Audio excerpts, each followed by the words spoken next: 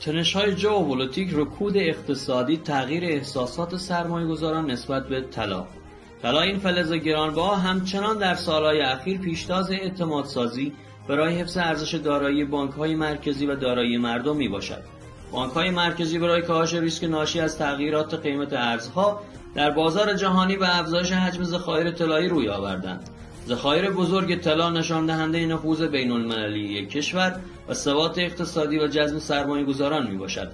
نمونه بارز در این کشورها کشور چین است که در سالهای اخیر برای کاهش اتکا به دلار آمریکا و جایگزین کردن ارز خود و حفظ ارزش آن اقدام به خرید مقادیر زیادی طلا نموده است.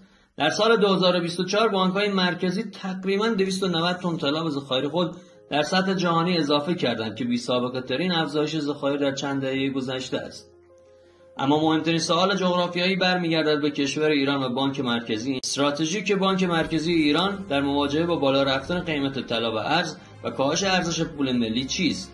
آیا بانک مرکزی می‌خواهد همانند برخی از بانک‌های مرکزی اروپایی این استراتژی محدود کردن عرضه طلا به بازار که منجر به افزایش قیمت طلا می‌شود را انتخاب کند تا با این استراتژی طلا را یک دارایی امن جلوه دهد، یا اصلا طلایی در ذخایر وجود ندارد و ما همچنان باید نگران افزایش قیمت دلار آمریکا، این اصل سرکش جهانی، در بی‌ثباتی بازارمان باشیم؟ نظر شما چیست؟ شما چگونه فکر می‌کنید؟